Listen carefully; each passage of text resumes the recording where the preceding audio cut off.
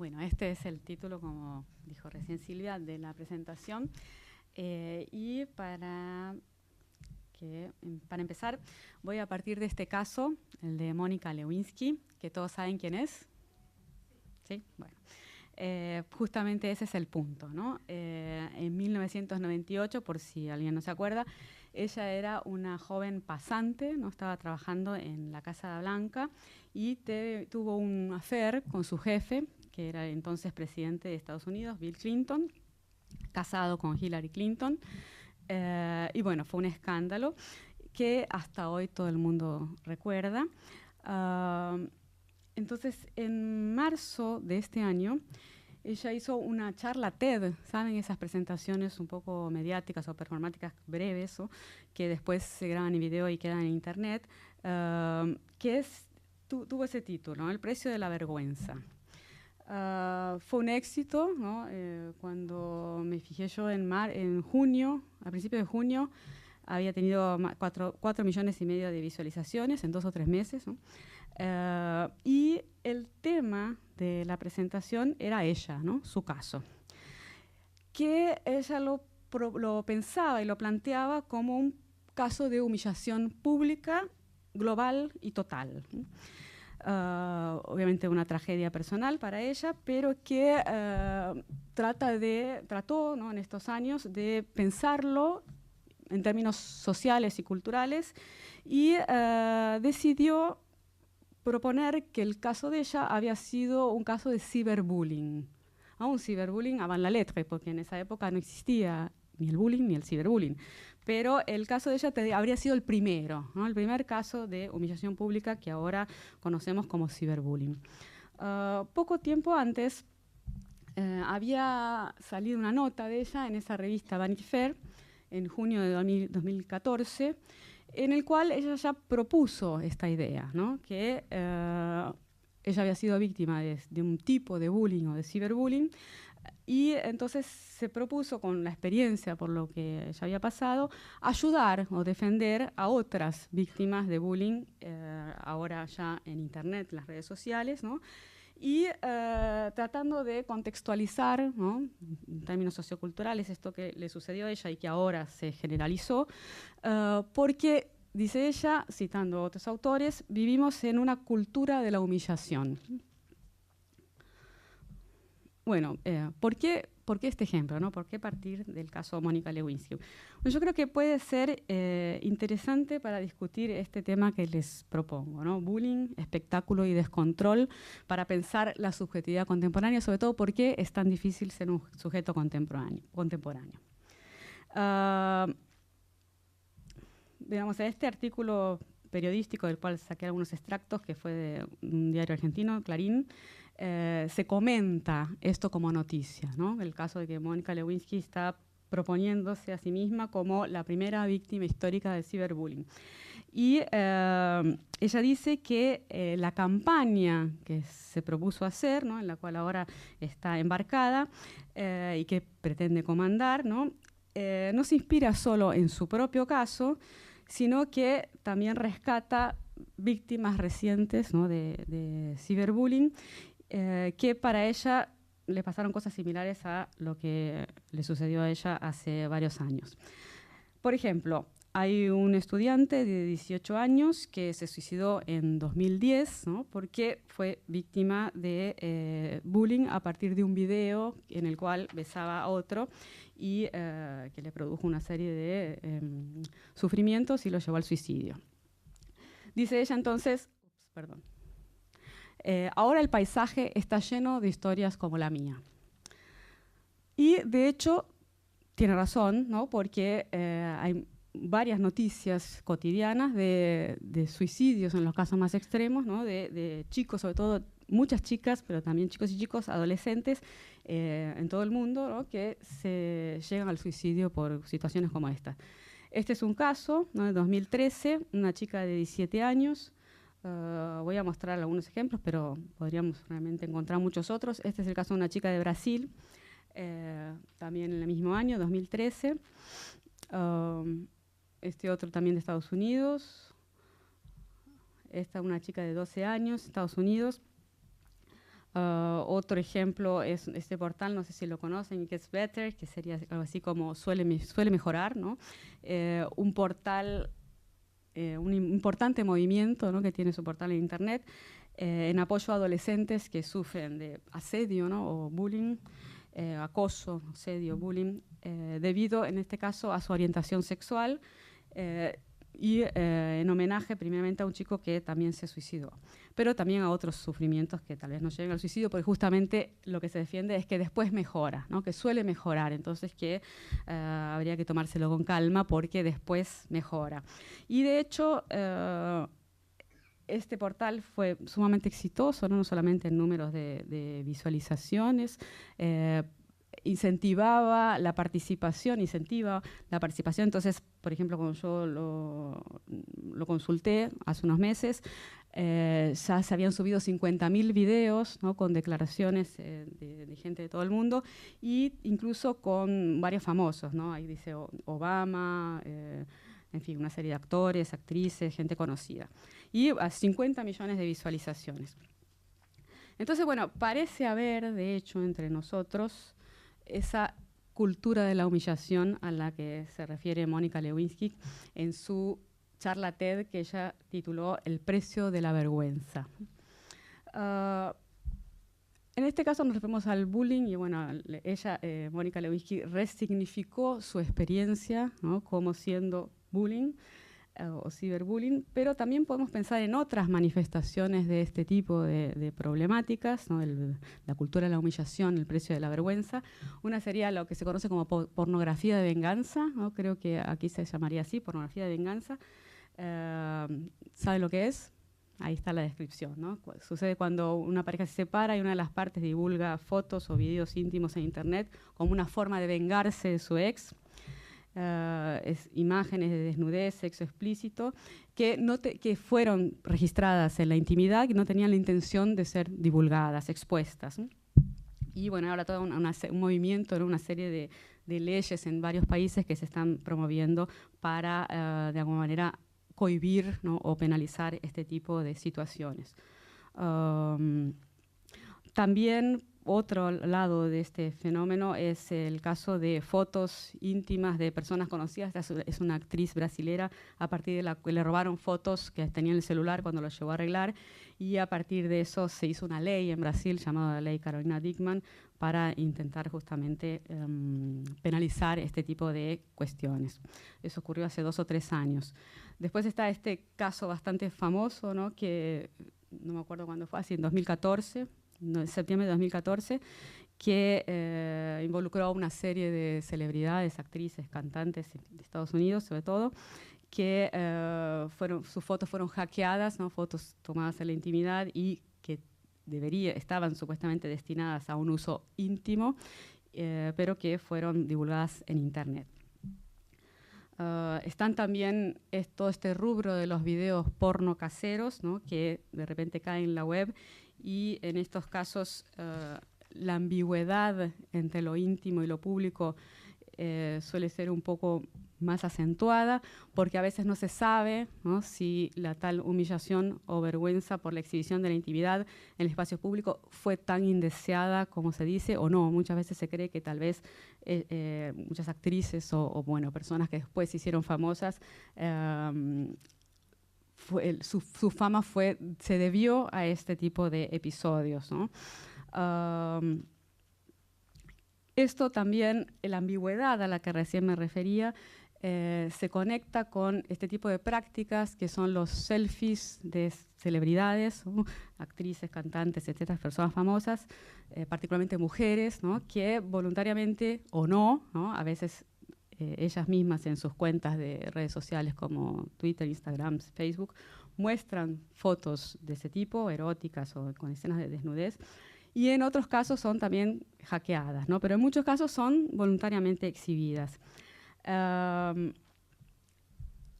Esto promueve también, se inscribe, ¿no?, en una serie de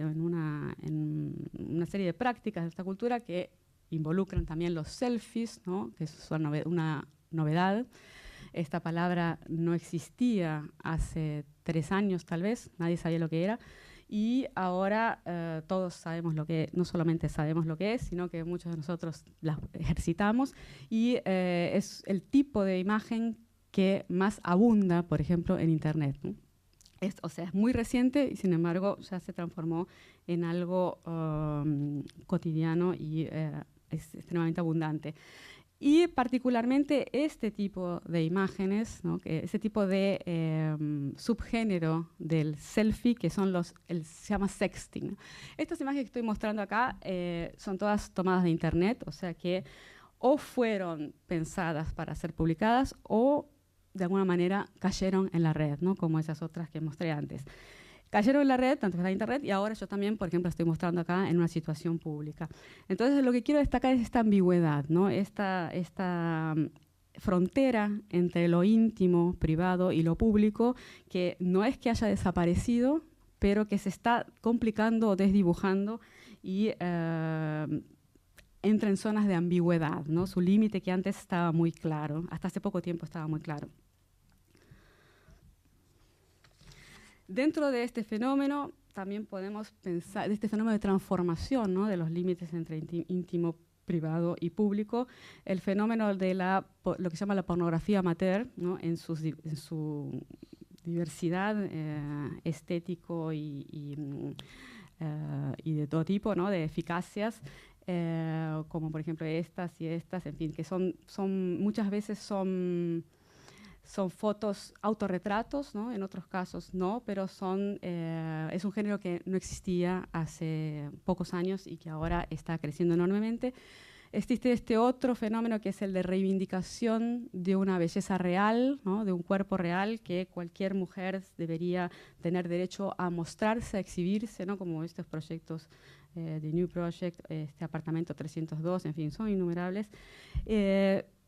Además, bueno, dentro de este fenómeno, otro ejemplo sería este de la literatura erótico-confesional, que estuvo en auge en la primera década del siglo XXI, particularmente femenino, un género muy realista, ¿no? De relatos de las propias experiencias sexuales en varios países. Aquí hay ejemplos de Argentina, de Brasil, de Francia, de Italia, de Estados Unidos, con un show estridente, digamos así, ¿no? El show de estas autoras, protagonistas y narradoras de estos relatos extremadamente realistas, no solamente en la palabra, sino también en la fotografía, ¿no? Y con los nombres propios firmando las obras.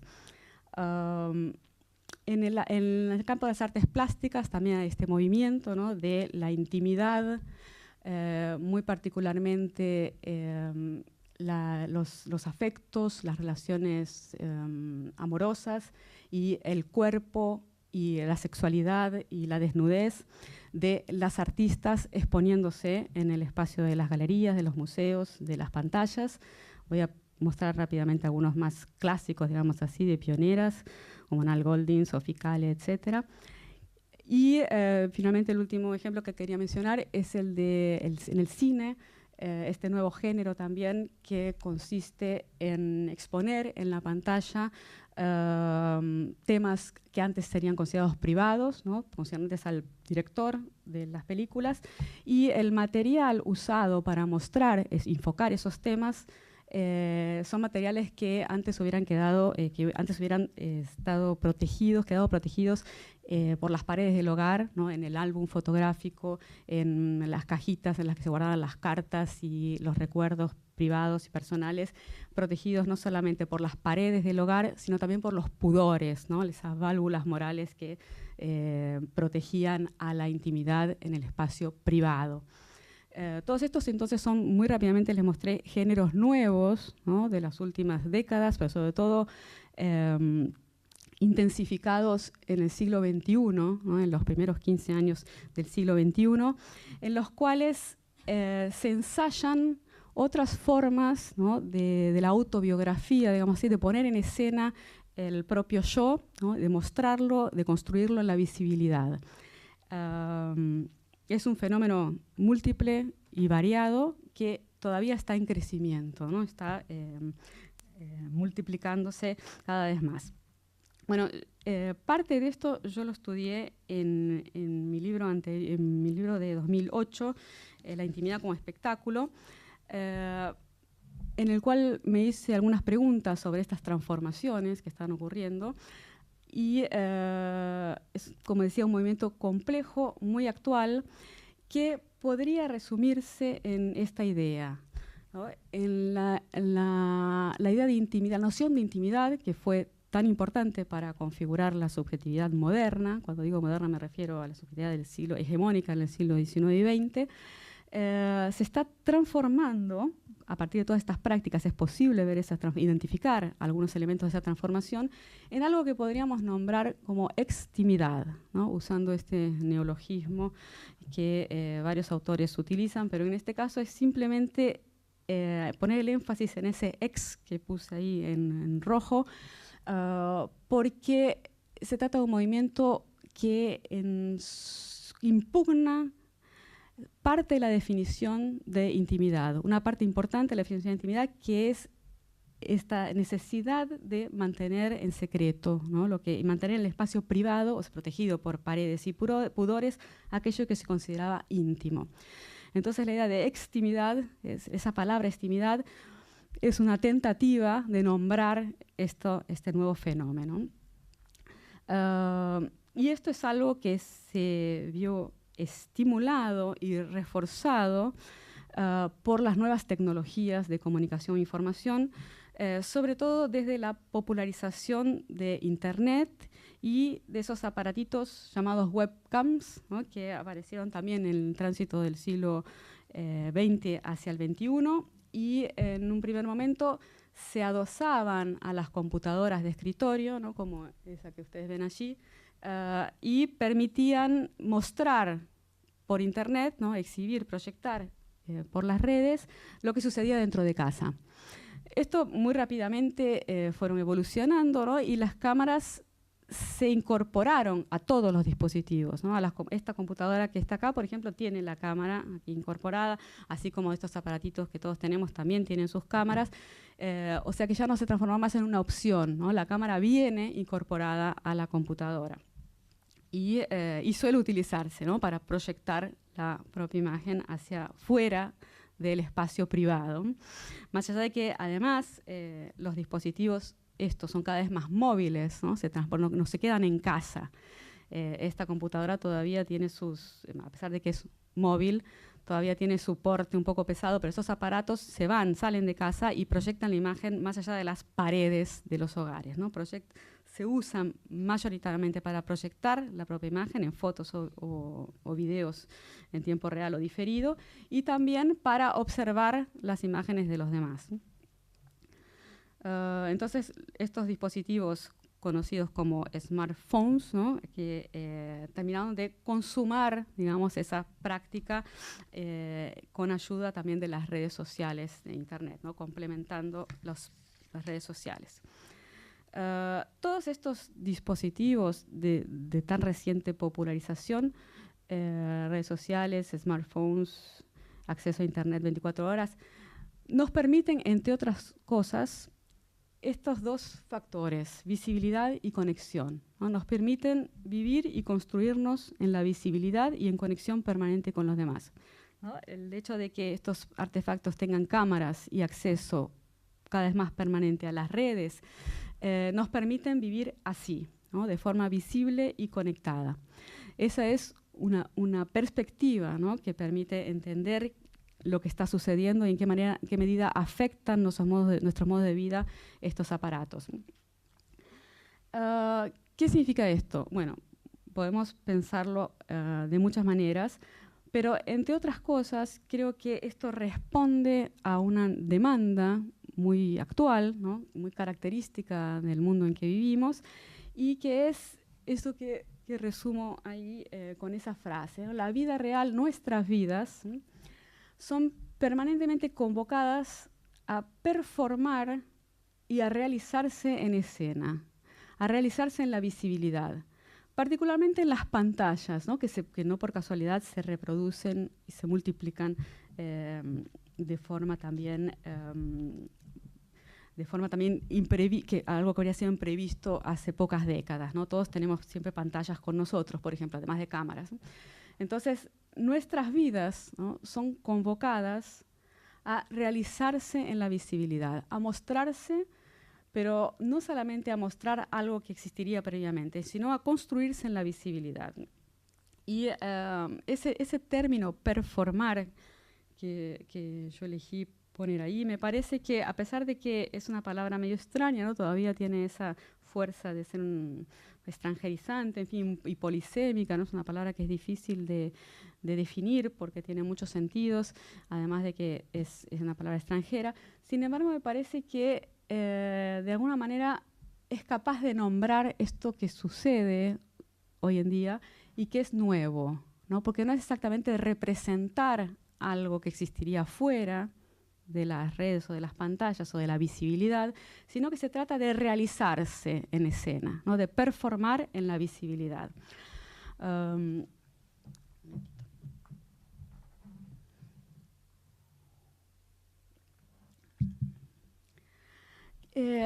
Quizás para tratar de definir un poquito más esa idea de performar, la idea de personaje podría ayudarnos, ¿no? En este contexto en el cual la visibilidad y la conexión son tan importantes para construir la subjetividad, o sea, para conectarnos con nosotros mismos, para crear nuestra propia subjetividad, para relacionarnos con los otros y con el mundo, quizás lo que se nos demanda también es que nos construyamos como personajes, ¿sí?, que todos nos convertamos en personajes. Claro, la palabra personaje también es complicada, ¿no?, porque podría definirse de muchas maneras y una tendencia todavía muy fuerte es contraponer real y ficción, ¿no? Personaje sería algo más o menos mentiroso, ficticio, y persona sería algo más verdadero, real. Yo creo que por ese lado no vamos a profundizar mucho y sobre todo no vamos a entender la diferencia, la peculiaridad, la singularidad de lo que está pasando ahora. Tal vez una forma de definir personaje que es más interesante porque capta lo que está sucediendo ahora en el plano de la subjetividad es esta que ustedes ven ahí. Personaje sería aquel que siempre tiene testigos, o sea, aquel que siempre está a la vista. Entonces la diferencia no pasa por si es verdadero o falso, si miente o no miente, si el perfil que está en Facebook es mentiroso con respecto a su verdadera esencia, que estaría fuera de Facebook, fuera de las pantallas o no, fuera de la visibilidad, sino que personaje, ese personaje que cada uno construye de sí mismo, solamente existe cuando tiene alguien que lo observa. Y en ese sentido, la palabra performance también sirve, ¿no?, porque la performance solamente es performance si tiene público. O sea, performar implica actuar ante alguien, a la vista, estar a la vista. Entonces, el personaje, de acuerdo con esta definición que les estoy proponiendo, sería aquel que siempre tiene testigos, o sea, que tiene siempre a alguien mirándolo, o aquel que performa, ¿no? Esos serían sinónimos. Aquel que performa, aquel que siempre tiene testigos, que siempre tiene a alguien mirando. La definición sobre que se basa en real y ficción no tendría sentido acá. No significa que eso no exista, puede alguien estar mintiendo, no, ser real o ficción, pero creo que en este plano de la subjetividad que se construye en la visibilidad de la conexión, no es la definición no pasa por ahí, sino que pasa por la visibilidad y porque los demás estén mirando. Si ustedes piensan en personajes de ficción, personajes de novelas, por ejemplo, o de cine, esos personajes ficticios, ¿no?, de nuestra ficción literaria o cinematográfica, que pueden tener una consistencia muy sólida, ¿no?, como Madame Bovary, en fin, esos personajes, solamente existen si alguien los lee. Si no se los lee, esos personajes no existen, ¿cierto? Alguien los inventó y solamente tienen sentido si alguien los lee. Ahora, los personajes de uno mismo que se inventan en Internet también tendrían esa consistencia porque justamente se configuran en una sociedad que pone el énfasis en la mirada del otro. O sea, la verdad emana de la mirada del otro. Entonces ese personaje que se crea en las pantallas solamente existe si el otro lo ve. Y si además de verlo, corrobora que lo vio a partir de sus comentarios, por ejemplo, en las redes sociales, o sus me gusta, o su cantidad de visualizaciones, ¿no? Todas esas cuantificaciones que dan cuenta del valor, de cada perfil, ¿no? Si alguien existe y cuánto vale, cuantas más visualizaciones o más me gusta tiene, más existe, ¿no? Entre comillas. Y esa última, esa expresión que ustedes ven abajo, alter dirigido, alude a la teoría de David Riesman, que es un sociólogo estadounidense, y fue uno de los pioneros, ¿no?, en pensar esta transformación, que hoy en día está siendo estudiada por muchos autores y a partir de distintas perspectivas. Él es un sociólogo, ¿no?, a partir de un estudio empírico con los jóvenes de las grandes ciudades de Estados Unidos. Él detectó esta transformación histórica de lo que él llama el carácter social, ¿no? Podríamos, traduciendo aquí al lenguaje que yo estoy utilizando, podríamos decir transformación de las subjetividades, una transformación histórica de los modos de ser y estar en el mundo, que en los años 50, ¿no?, cuando él empezó a observar este fenómeno, sería una transformación de un carácter introdirigido o orientado hacia adentro, hacia una personalidad alterdirigida, orientada hacia los otros. Vean que él no dice hacia el exterior, ¿no?, porque si dijera hacia el exterior estaría considerando la persistencia de una interioridad, ¿no? Sería una transformación histórica que pasa a descreer, ¿no?, de la idea de una interioridad esencial, ¿no?, que constituiría a cada sujeto. Si ustedes piensan en esas frases como lo esencial es invisible a los ojos, o lo que importa es la belleza interior, o las apariencias engañan, o las vanas apariencias, todas ellas se refieren a un carácter o una esencia interior que define a cada sujeto y que sería más verdadera que lo que se ve, ¿no?, más verdadera y más valiosa que las apariencias. ¿Cierto? O sea, esto tiene sentido para ustedes, bueno, pero suena un poco anticuado, ¿no? Sobre todo la idea de belleza interior y de una verdad escondida allá adentro que no se ve, pero que es más verdadera que las apariencias.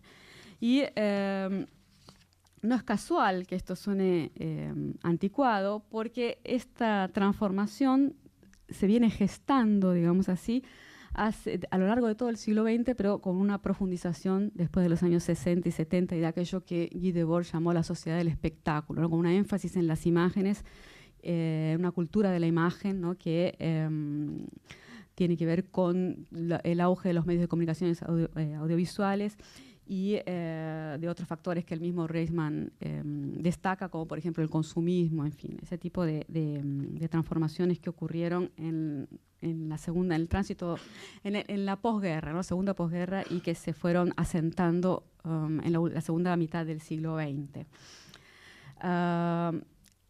Si pensamos en esta hipótesis, ¿no?, de una transformación de la subjetividad, las redes sociales en las cuales uno se construye como un perfil visible, ¿no?, se construye en la visibilidad y en contacto permanente con potencialmente millones de personas, serían un indicio, ¿no?, de la consumación de esta transformación, de las personalidades alterdirigidas en vez de introcentradas, ¿no?, alterdirigidas, orientadas hacia los otros y construidas en la visibilidad y en la conexión.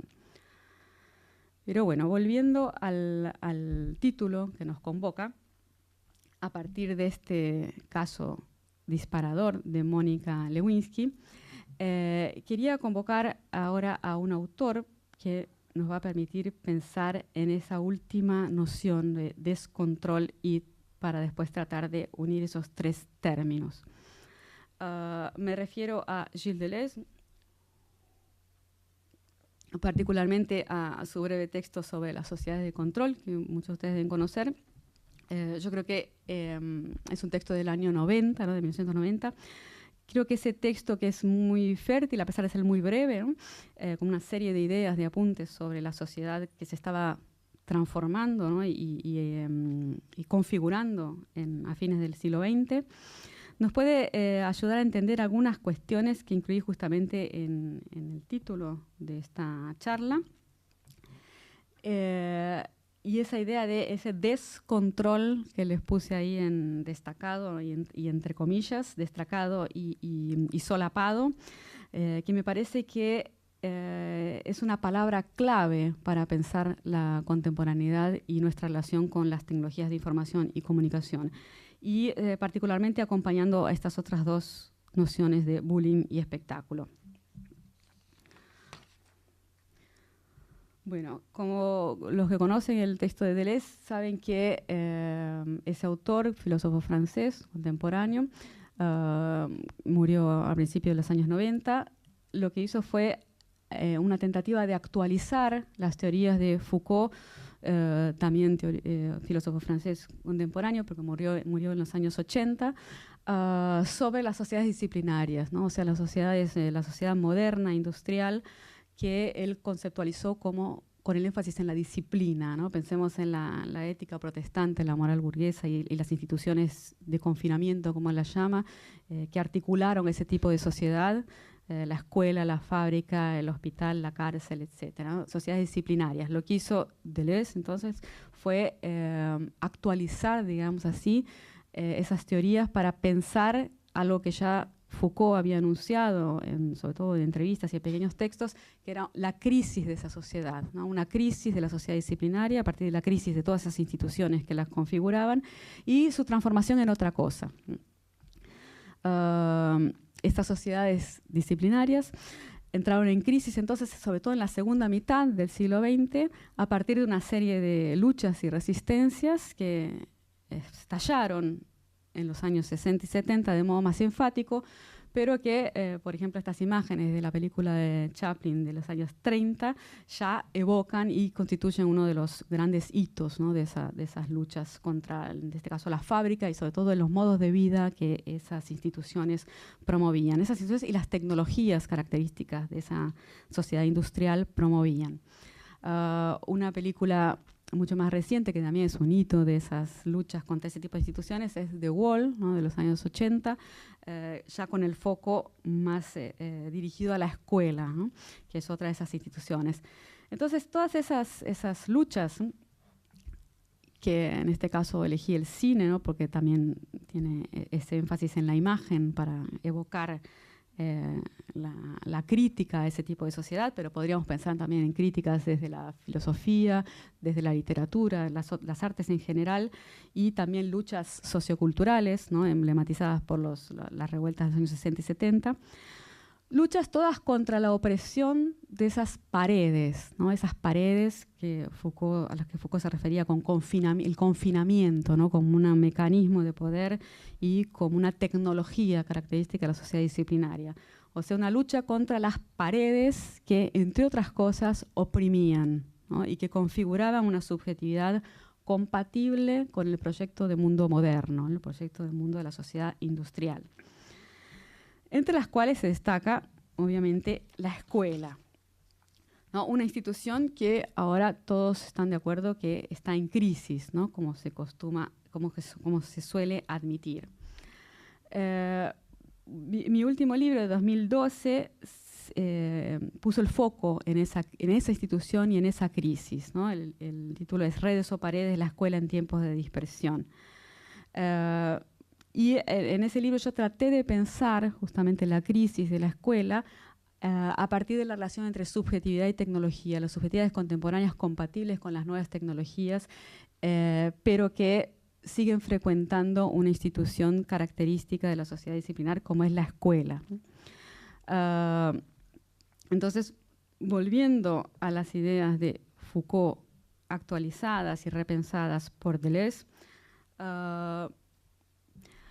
la pregunta aquí con ustedes sería tratar de entender cómo se configuran los cuerpos y las subjetividades contemporáneas, teniendo como horizonte esos mecanismos característicos de las sociedades disciplinarias que estaban vigentes y no se consideraban en crisis hasta hace algunas décadas, pero que ahora todos concordamos que están en crisis. Y un elemento fundamental de esta transformación histórica son las tecnologías, ¿no? Particularmente las tecnologías de comunicación e información simbolizadas por estos aparatitos, los smartphones. Si los cuerpos humanos no son universales y ahistóricos, sino que son compatibles, que son históricamente constituidos y por lo tanto se vuelven compatibles con determinadas tecnologías, podemos decir que además de eso, junto con la compatibilización con esas tecnologías, se vuelven compatibles, entre comillas, ¿no? Esa metáfora de la compatibilidad, con los modos de vida que esas tecnologías implican, ¿no? Con los modos de vida que están embutidos, estimulados, suscitados y demandados por las distintas tecnologías. En el caso de la sociedad contemporánea, ¿no? Cuando pensamos en tecnologías, solemos pensar justamente en estos dispositivos, ¿no? Los digitales de comunicación e información. Claro que no son las únicas tecnologías con las cuales somos compatibles, ¿no? Todavía somos compatibles con este tipo de tecnologías, por ejemplo, un lápiz, una virome. Sin embargo, nuestros cuerpos, nuestras subjetividades y nuestros modos de vida se han vuelto crecientemente compatibles con estos otros dispositivos, ¿no? Los aparatos digitales de comunicación e información. Cuando hasta hace relativamente poco eran más compatibles con estas tecnologías que ustedes ven en esas imágenes, ¿no? Lápices, cuadernos, cartas, diarios íntimos, escritorios, libros impresos, plumas, tinteros, bibliotecas. Éramos, digamos, cuerpos más similares a estos que evocan esas imágenes, son cuerpos característicos de la sociedad moderna del siglo XIX y XX. Y buena parte del XX. Mientras que nuestros cuerpos son cada vez menos compatibles con aquellas viejas tecnologías y cada vez más compatibles con estos nuevos dispositivos y por lo tanto similares a estos cuerpos que evocan esas imágenes que ustedes ven ahí. Menos compatibles con las tecnologías analógicas de comunicación e información y cada vez más compatibles con estos aparatos digitales, ¿no? Con ese tipo de aparatos. Que no se trata de un upgrade, digamos así, ¿no? Que nos permiten hacer más o menos lo mismo que nos permitían hacer estas tecnologías. En muchos sentidos eso es cierto, ¿no? Hacemos cosas similares. Sin embargo, mi énfasis va a apuntar a la diferencia, ¿no? Yo considero que a pesar de todas las continuidades y similitudes que podrían ser enfatizadas también, creo que hay diferencias muy importantes entre lo que nos permiten hacer estos aparatos y lo que estimulan que hagamos con nuestras vidas, ¿sí? Relación con nosotros mismos, con los otros y con el mundo, muy diferente de lo que nos propiciaban aquellas otras tecnologías. Lo que destaco, como les decía antes, son estos dos factores de la visibilidad y la conexión, ¿no? Vivir de forma visibles y conectados es, entre muchas otras cosas, lo que nos proponen y lo que piden de nosotros estos aparatos. Creo que si estamos de acuerdo que estos dos elementos son fundamentales en la configuración de la subjetividad contemporánea, no es difícil pensar que no lo eran hace algún tiempo, algunas décadas atrás, ¿no? Esos mecanismos, podríamos decir mecanismos psíquicos y sociales para la construcción de sí y del mundo, para relacionarnos con nosotros y con el mundo, visibilidad y conexión, aumentan su importancia hoy en día, mientras esos otros dos mecanismos psíquicos y sociales de construcción de la subjetividad y de relación y de creación de mundo, la introspección y la concentración, están dejando de ser estimulados, ¿no? Pierden fuerza, pierden importancia, tanto en la configuración de la subjetividad de cada uno, individual, como valores del mundo contemporáneo. Sin embargo, esos dos elementos, introspección y concentración, eran fundamentales para la construcción de la subjetividad moderna, ¿no? Del siglo XIX y XX. Si admitimos esta transformación, ¿no? que acompaña esa transformación tan compleja, histórica, ¿no? de desplazamiento del eje en torno al cual se construye la subjetividad, de adentro hacia los otros, hacia la visibilidad, no parece tan extraño que esté sucediendo este fenómeno, ¿no?, de la transformación de la intimidad en una suerte de extimidad, ¿no?, en otra cosa, ¿no?, en una intimidad que se expone en el espacio público, se hace visible, ¿no?, y se expone ante potencialmente millones de miradas. ¿Qué sería una manifestación más de esas transformaciones más profundas que vienen de más lejos, ¿no?, y que afectan la raíz de lo que somos, digamos así, la forma en que nos construimos como sujetos? Bueno, teniendo todo este telón de fondo, ¿no?, del tema de las transformaciones en la subjetividad, y volviendo a estos tres elementos, bullying, espectáculo y descontrol, quisiera entonces enfatizar de nuevo y profundizar un poquito en la idea de descontrol.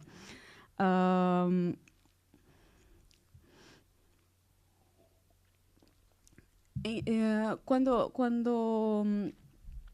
Deleuze escribió este artículo y decidió nombrar a la nueva configuración sociocultural, política y económica con esta palabrita control, él dice que es la palabra que eligió para nombrar al nuevo monstruo, ¿no? El nuevo monstruo sería la sociedad de control. Entre las muchas posibilidades que hay ahí en esa palabra, uno de los factores claves que están ahí es oponerlo a la idea de vigilancia, ¿no? En las sociedades, en la teoría de Foucault sobre las sociedades disciplinarias, la idea de vigilancia es fundamental. Pero esa vigilancia de la sociedad industrial del siglo XIX y XX era una vigilancia centralizada y jerárquica, ¿no?, simbolizada por el Estado y por todas las jerarquías a partir de las sociedades, de las instituciones de confinamiento como la escuela, la fábrica, la cárcel, ¿no? Piensen que todas ellas están estructuradas en torno a una vigilancia centralizada, ¿no?, que se ocupa de inculcar, ¿no?, en todos los ciudadanos una serie de normas, ¿no?, para que la sociedad funcione correctamente y para que coincidan la moral y la ley, ¿no?, lo que se considera que es un buen comportamiento y lo que la ley dice que es un buen comportamiento. Ahora, en el caso de control, que parece una palabra semejante a vigilancia, ¿no?, incluso podría ser pensado como un sinónimo, Deleuze se refiere a otra cosa, ¿no? Eso no significa que aquella vigilancia del Estado y de las instituciones de confinamiento no persista, ¿no?, y que no siga ejerciendo sus poderes en esta sociedad, pero hubo una intensificación y una sofisticación, ¿no?, de esos procesos que justamente responden a las resistencias y las críticas que tuvo ese modelo jerárquico del Estado vigilante, ¿no? Y pensemos de nuevo en la imagen de Chaplin y de Wall, etc. La idea de control se refiere más específicamente, más allá de ese control macro, ¿no?, se refiere a un control micro, ¿no?, un control de todos hacia todos, ¿no?, todo el tiempo. Y es un control que justamente posibilitan las redes, ¿no? No es un control como el que posibilitan las paredes, las instituciones de confinamiento, sino es un control que es perfectamente compatible con las redes, ¿no? Las redes, pensemos en Internet, por ejemplo, ¿no?, las redes de telefonía celular, en fin, todos esos canales que hoy usamos para comunicarnos entre nosotros y para construirnos en la visibilidad y en la conexión, Facebook, WhatsApp, Instagram, Twitter, etc., desconocen todo límite espacial y temporal. Y tienen una estructura horizontal, ¿no?, más que jerárquica, de alguien que controla a los de arriba, que controla a los que están abajo, que vigila a los que están abajo.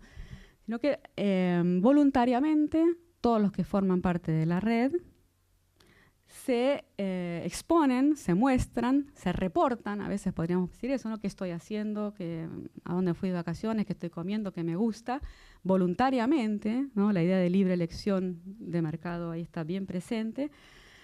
Y al mismo tiempo es posible controlar, ¿no?, a todos los demás, que les gusta dónde fueron de vacaciones, cómo salió la selfie, y decir me gusta, no me gusta, comentar. Entonces el control al que se refiere Deleuze tiene que ver con esa red de microcontrol cotidiano de todos con todos, ¿no? No es esa vigilancia típica de 1984, bueno, esas contrautopías que eran el lado B, ¿no? del modelo de sociedad moderna. Entonces esa idea del control es muy interesante, me parece, para pensar cómo se construye nuestra subjetividad y nuestra sociabilidad, porque parece un poco contradictoria, ¿no? con ciertos valores de nuestra sociedad, como la reivindicación de la libertad individual, las libertades individuales, la felicidad, la libre elección, incluso todo eso, ¿no? La idea de control parece contradictoria con eso, y sin embargo hay algo ahí complejo, ¿no? Pero que creo que dice mucho, que nos puede servir para pensar cómo funciona nuestra sociedad. Y esta imagen este contraste en estos dos tipos de imágenes que les muestro aquí, las elegí para justamente resaltar esa complejidad de la idea de control. Vean, en estas imágenes características de la subjetividad moderna, ¿no? Siglo XIX y XX, las paredes están ejerciendo ahí una función fundamental, ¿no? Las paredes que cortan el espacio y el tiempo, seccionan y protegen el espacio privado, aquel que Virginia Woolf, la escritora británica, defendía, ¿no? la idea del cuarto propio, el espacio privado para construir la subjetividad como una condición básica para poder ser un sujeto moderno, ¿no? Estar en silencio, en soledad, poder aislarse, sobre todo en compañía de ese tipo de tecnologías, ¿no? La escritura y la lectura en silencio. Ahora, no es que las paredes hayan desaparecido, ni mucho menos, ¿no? Las paredes incluso son fortalecidas hoy en día, ¿no? Con estos mismos dispositivos, como las alarmas electrónicas, por ejemplo, los blindajes de todo tipo, los barrios cerrados, en fin, toda una serie de dispositivos que no existían en el siglo XIX y XX y que llevan a reforzar las paredes, ¿no? Sin embargo, ¿qué pasa? También están estos usos de las redes que infiltran y desactivan las paredes. Por ejemplo, para exponerse en el espacio público o para construirse en la visibilidad y la conexión. Entonces, a pesar de que parece contradictorio, ¿no? Porque hay estos dos movimientos, por un lado este bloqueo y estas tecnologías que ayudan a reforzar las paredes, blindar las paredes, con el creciente miedo a la inseguridad del espacio público, al espacio público como un lugar del otro potencialmente peligroso, entonces una protección del espacio privado, y por otro lado, esta infiltración de las paredes del hogar que se dejan atravesar por las redes del hogar, porque es el símbolo, ¿no? de la privacidad y la intimidad, pero también de todas las otras instituciones que mencioné antes, ¿no? La escuela, la universidad, la cárcel, etcétera, el hospital. Entonces decía, parece contradictorio, pero ahí es donde la noción de control muestra su eficacia, justamente, para nombrar lo que está sucediendo. Yo creo que son dos movimientos complementarios. Y en ese sentido, es que la noción de control de Deleuze se revela especialmente interesante y distinta de la de vigilancia. Acá les voy a mostrar muy rápidamente algunos ejemplos, ¿no? de este control que parece contradictorio con la sociedad contemporánea, pero es absolutamente funcional a nuestra configuración de la subjetividad de la sociabilidad.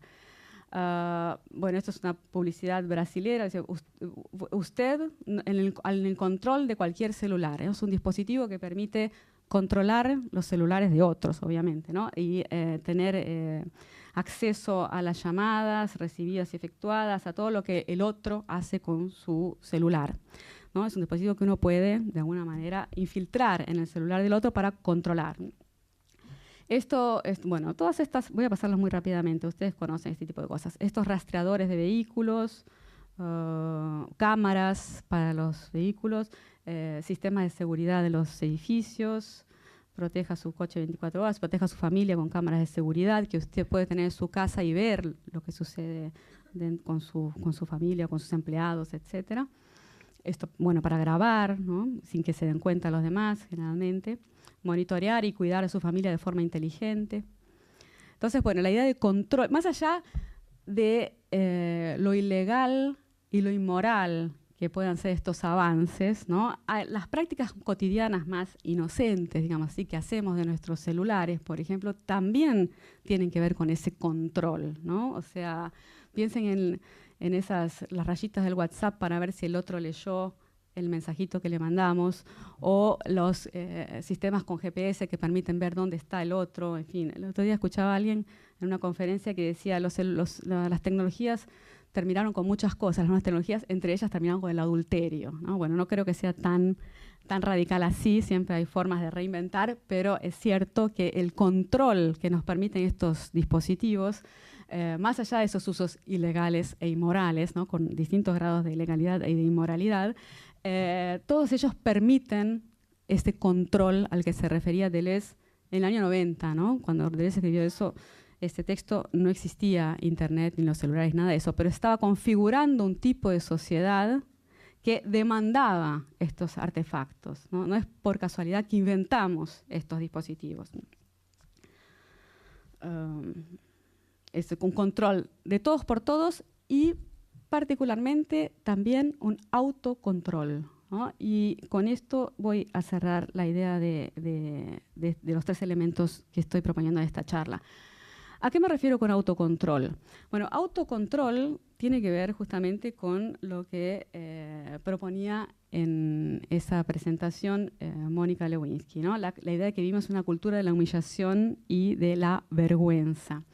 Diferente, esto no lo dijo Mónica Lewinsky, pero podríamos pensar en la cultura de la introspección como la cultura de la culpa, ¿no? Y la cultura contemporánea sería una cultura de la vergüenza, o sea, como otro mecanismo de control social, que no es que la vergüenza no existía en el siglo XIX y XX, pero la culpa era un mecanismo de control social muy eficaz para ese tipo de subjetividad.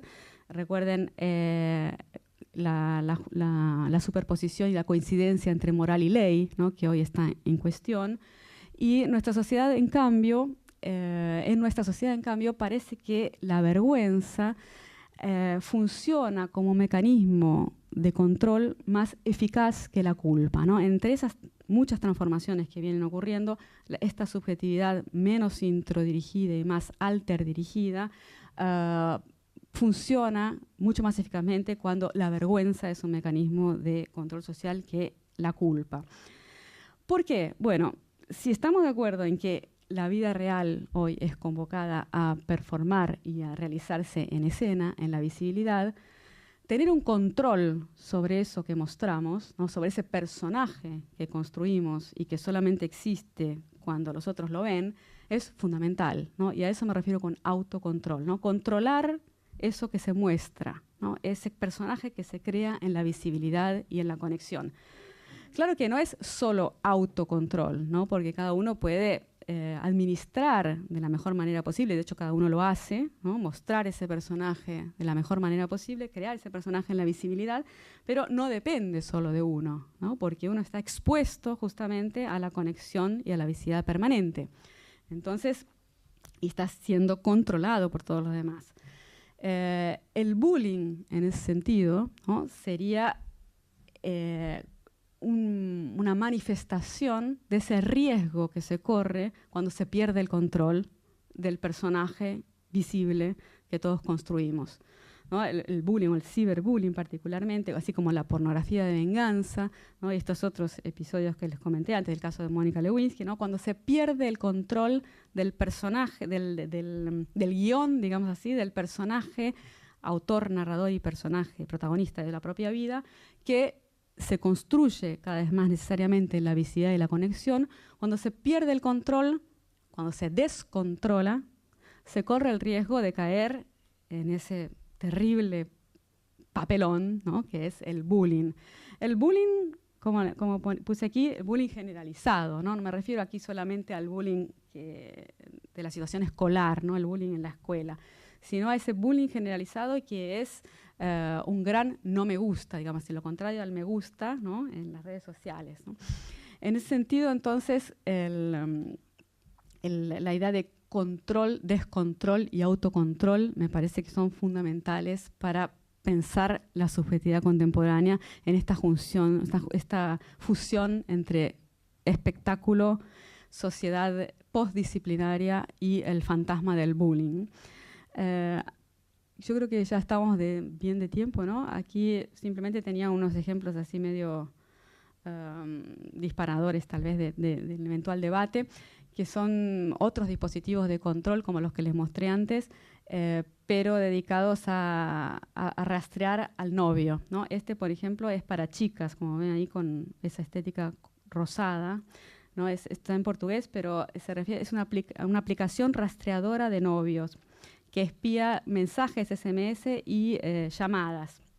Es una aplicación para Android que permite rastrear smartphone sin ser detectado. Pero esto es una noticia, ¿no?, que salió en un diario. Dice, una abogada, la que es consultada, la especialista consultada para hacer esta materia, alerta que espiar puede generar un juicio. O sea, que no es legal usar esto, ¿ok? Te pueden procesar. Entonces, la aplicación permite que una novia con celos espíe la actividad del novio, rastreando la localización o recibiendo copia de los mensajes enviados o recibidos. Este otro es para ellos, ¿no? Por eso también tiene esa otra estética. Sí, se llama Face Boy. Boy porque boy es el toro, ¿no? Como cuernos, ¿no? El face cornudo. Te avisa, esta es para los celosos, te avisa si estás siendo traicionado.